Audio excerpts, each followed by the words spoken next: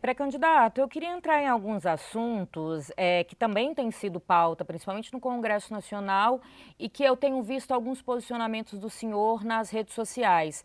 Eu queria saber a opinião do senhor, por exemplo, sobre o PL da misoginia e outros textos também que nos últimos tempos têm focado em tentar evitar a violência contra a mulher, que tem sido crescente no nosso país. O senhor é contra esse PL? O porquê? Qual que o senhor disse dessa necessidade de tentativa de se aproximar das mulheres? Como fazer esse caminho num público que, até onde a gente tem acompanhado, não tem uma preferência direta pelo senhor pelos últimos posicionamentos? Grande pergunta. Veja, quando eu rodei o interior do Maranhão, quando eu rodei o interior do Ceará, fui em cidades tomadas pelo Comando Vermelho, quando eu fui no Rio de Janeiro, absolutamente nenhuma mulher me parou para falar que estava muito preocupada com o avanço da misoginia em redes sociais. Elas estavam preocupadas que o filho delas estava sendo assaltado, que a filha delas estava sendo assaltada, que ela estava sendo assaltada. Falou, por favor, acaba com esses bandidos. Inclusive, as pesquisas demonstram que há uma preocupação com a violência, ela é enorme. Está sempre violência e corrupção dentre as maiores preocupações do brasileiro. Ela também está preocupada se a escola que o filho dela está estudando está alimentando bem a criança, e se a criança está aprendendo, e se ela vai ter um transporte bom para ir e voltar do trabalho dela, porque essa mulher, em geral, uma mãe solteira, cujo pai, em muitos casos, não paga a pensão e ela é obrigada a cuidar da vida. Essas são preocupações materiais e concretas. Só que a gente chega nas redes sociais e vem essas discussões do movimento feminista, que olha, nós precisamos discutir a misoginia. E o que isso gera? Perseguição a pensamento diferente em redes sociais, ou como eu vi num concorrente de vocês na televisão, algumas especialistas falando que se um homem interromper uma mulher num ambiente de trabalho, isso é misoginia. Pois bem, sendo misoginia, isso seria equiparado à injúria racial, crime inafiançável. Então nós começaremos a ter, vamos dizer, empresas se preocupando em talvez não contratar mulheres, pessoas evitando relacionamentos pessoais e relacionamentos amorosos com medo de uma criminalização das relações. Então, em vez de a gente focar no que realmente interessa às mulheres, nós criamos espantalhos e ficamos focados nesses espantalhos. Eu não consigo acreditar nisso. E aí eu vejo, né, a esquerda interessada em obter votos, fazendo demonstração de virtude no Congresso. Agora vai acabar a misoginia.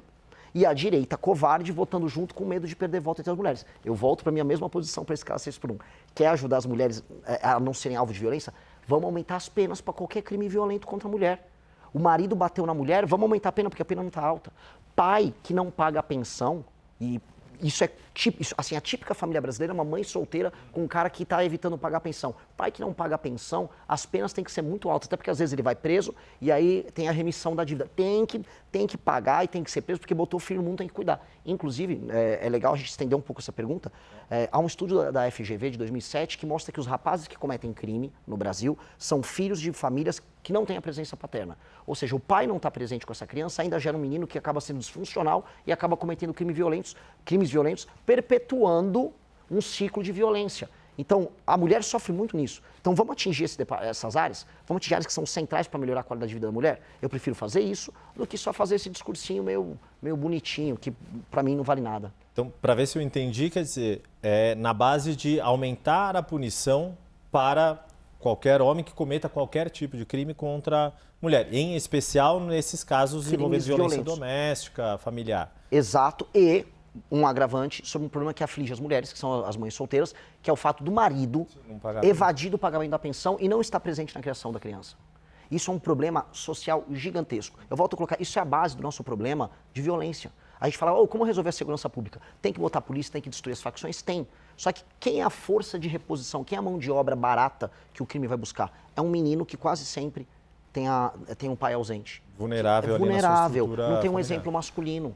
E a correlação, inclusive, entre a ausência de pai e cometimento de crime por esse jovem é maior do que, por exemplo, desigualdade social. Para a gente ver o quão grande é esse impacto. Então, nós temos que corrigir isso. Homem vagabundo que não quer pagar a pensão da mulher ou quer abandonar a criança, esse cara a gente vai atrás dele. Precisa ir. O senhor mencionou a questão aí do combate ao crime organizado e também tem sido uma referência que o senhor sempre tem citado nas políticas de segurança pública, que é o presidente de El Salvador, Nayib Bukele, que se tornou uma referência que muitas lideranças, principalmente aqui na América Latina, têm citado. Agora, El Salvador é um país incomparavelmente menor do que o Brasil. Acho que, se eu não me engano, o senhor já esteve, inclusive, em El Salvador? Não chegou a estar. O Renato Batista do nosso time teve. Tá. Conversou, inclusive, com o próprio. Perfeito. O que foi, então, aprendido desta conversa do Renato, da sua equipe, com o presidente El Salvador, que é de fato aplicável aqui no Brasil, e como que, na sua avaliação, mesmo que o presidente da República tenha uma postura mais incisiva, mais dura contra o crime, como articular isso, sendo que a segurança é uma responsabilidade de 27 governadores dos mais variados matizes, trajetórias, origens e realidades locais? Outra pergunta que ela é muito complexa e eu vou responder da forma mais clara possível. A primeira coisa que o Bukele fez foi quebrar a imaginação que nós temos na América Latina. Ele mudou no país dele, mas isso existe no México, na Colômbia, no Peru, no Brasil, que é a ideia de que você vai conviver pro resto da vida com o crime organizado. Portanto, tua casa tem que ter um muro, portanto, teu carro tem que ter um isso-filme, você tem que ter medo de andar com o celular. A América Latina aceitou que ela é controlada pelo crime. Então, a primeira coisa que ele mudou foi, não, eu posso destruir isso. E a gente ouve sempre dos especialistas, é impossível destruir, não dá, olha, temos que conviver, nós temos que aceitar que o Oruan vai fazer uma música, vai tocar no Spotify, o filho do Marcinho VP, e o filho do Marcola também agora é artista. Então, a negação dessa aceitação, ou seja, a mudança na cabeça das pessoas, foi a primeira coisa que ele fez. E ele gerou o resultado, ele aumentou as penas, ele colocou, né, algo que é permitido na Constituição de El Salvador, que é um estado de exceção, que permitia que a polícia e as forças armadas agissem de maneira enfática. Ele tratou as facções criminosas como organismos anômalos, como terroristas, ou seja, ele teve uma lei especial, criou o famoso Secote, que custou coisa de 500 milhões de reais, fazendo a conversão, que é um super presídio lá em El Salvador, e aí ele destruiu eles e hoje El Salvador é um lugar muito, mas muito seguro. Outras nações, por exemplo, no leste asiático, apresentam também leis muito duras contra o crime organizado e apresentam, a despeito de terem sido pobres há muito tempo, qualidade de vida e números ligados a homicídios e roubo muito menores do que o Brasil. Então, ir por esse caminho, e eu posso falar de nações maiores do que El Salvador, eu posso falar da China, que é gigantesca, que apresenta, vamos dizer, leis penais quase tão duras quanto El Salvador, num estado de exceção, mostram que a gente tem esse caminho de enfrentamento. A questão é que a gente simplesmente não está tentando. E nós temos que tentar, porque nós temos que parar de aceitar que nós temos que esconder o celular quando a gente anda na rua, que uma mulher tem que ter medo de sair do ônibus e chegar até a casa dela. A gente não tem que ter medo de nada. Assim como nós temos que tirar da nossa cabeça a ideia de que cidades têm que ter favelas, que a favela faz parte da nossa personalidade, que a pobreza faz parte da nossa identidade, que nós temos que ter, sei lá, um pé de meia para a criança ir para a escola. Isso é tudo loucura. E a gente aceitou que a gente tem que viver uma vida de louco. Então, nós temos que endereçar essas grandes questões com a mesma missão que o Bukele entrou. Eu vou acabar com o crime organizado, com as medidas duras que ele adotou e com a nossa capacidade bélica, nós temos através das polícias e da inteligência com COAF e Polícia Federal. Nós temos que endereçar a questão dos investimentos estatais para acabar com a favela, que é o lugar em que o crime, infelizmente, domina as pessoas. A gente está falando de praticamente 50 milhões de pessoas que vivem sob a interferência direta do crime organizado. E mudar a imaginação do brasileiro de que é possível viver num lugar que é muito bonito e que pode ser feliz. Hoje nós temos um Brasil que tem um potencial enorme, mas é um país triste, cujas cidades são feias. As cidades do Brasil são horríveis. Todas as casas são muradas, as ruas são abandonadas e as pessoas têm medo de andar. Então, essa mudança cabe ao Poder Executivo. Esse é um papel do presidente. E aí, te respondendo sobre a articulação, de maneira muito simples. Há governadores que tentaram já fazer esse enfrentamento, mas eles são submetidos a uma lei penal e às leis de execução penal, que são prerrogativa do Congresso Nacional e da Presidência da República alterar. Então, quando tentaram as UPPs no Rio de Janeiro, por mais que tenha sido uma iniciativa boa, no fim do dia, se não alterasse as leis penais e o Código de Processo Penal, não resolvia nada.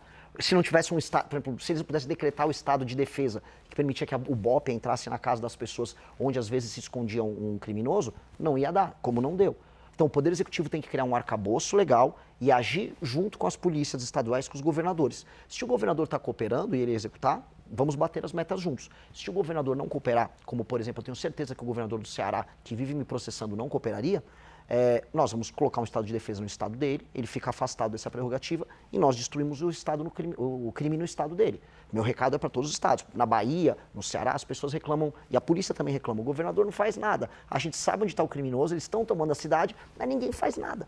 Eu vou fazer. Só para esclarecer, antes de passar a palavra para a Larissa, o senhor falou estado de defesa, quer dizer, usar um mecanismo que já existe na Constituição e mais rigoroso do que, por exemplo, as GLOs, as garantias de lei e ordem, por exemplo. Que o Temer usou. Exato. O Rio de Janeiro passou por uma intervenção, Exato. era o general Walter Braga Neto. Exato. E veja só, não é um mecanismo, quem fala, isso é autoritário, isso não é autoritário, isso é estabelecer a autoridade.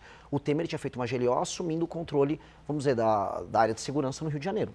Ok, eu espero não precisar fazer isso se os estados cooperarem. Agora, se o estado do Ceará, para pegar um exemplo prático, quiser manter Santa Quitéria, uma cidade que tem urânio e que foi tomada pelo Comando Vermelho, sob o comando do Comando Vermelho, eu vou decretar que Santa Quitéria estará em estado de defesa e a polícia e as Forças Armadas, se necessário, vão entrar em Santa Quitéria, vão destruir o Comando Vermelho de Santa Quitéria, libertar a população. Eu gostaria de contar com o auxílio dos governadores. Agora, se não quiser auxiliar, a gente faz sem eles mesmo. Larissa, acho que a nossa última pergunta, o tempo está passando rápido aqui, mas vamos lá. Uma última pergunta, então, antes da gente encerrar. A gente tem percebido críticas a alguns candidatos, posso citar até o próprio candidato, pré-candidato, né, Flávio Bolsonaro, de falta de experiência com o executivo. O senhor não tem nenhuma experiência política em cargos eletivos. O senhor acha que isso seria um problema, tanto para elegê-lo, quanto se caso isso acontecesse, essa falta de experiência? Não. Não, porque temos grandes líderes políticos no Brasil e no mundo que tiveram nenhuma experiência em cargo eletivo pretérito e fizeram bons governos, como pessoas que tiveram muita experiência e fizeram maus governos.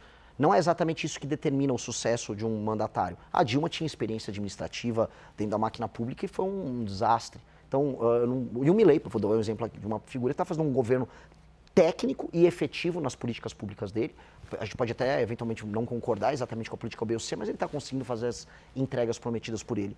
E uma coisa que me torna diferente dos demais eu não tive cargo eletivo, mas eu faço política de maneira efetiva há muitos anos. Por exemplo, o Zema hoje foi num podcast e falou, eu tenho mais experiência que o Renan. Veja, quando ele concorreu para o governador, ele não tinha experiência nenhuma e ele fica fazendo campanha falando que ele é um empresário e não um político. Pois bem, eu sou político sem precisar de mandato. Há mais de 12 anos, eu liderei o impeachment de Dilma Rousseff, como o Yuri bem observou, não só nas ruas, mas no parlamento, organizando o comitê do impeachment no parlamento.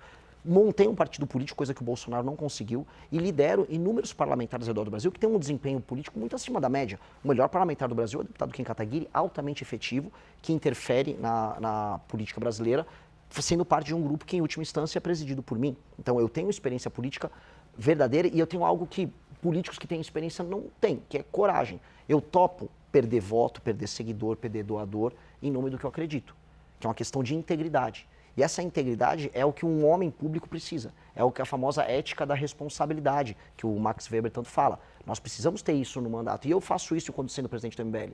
Se eu, enquanto líder, eu enganar as pessoas, falar que vou fazer uma proposta, mas não entregar ela no final, ou falar que não vou fazer algo e entregar, como será o pacote fiscal que todos terão que fazer, caso ganhe a eleição, eu me torno um mentiroso, e eu não vou ser esse mentiroso. Eu vou ser brutalmente honesto. E sendo honesto, tendo proposta e sendo um bom líder, eu serei um bom presidente.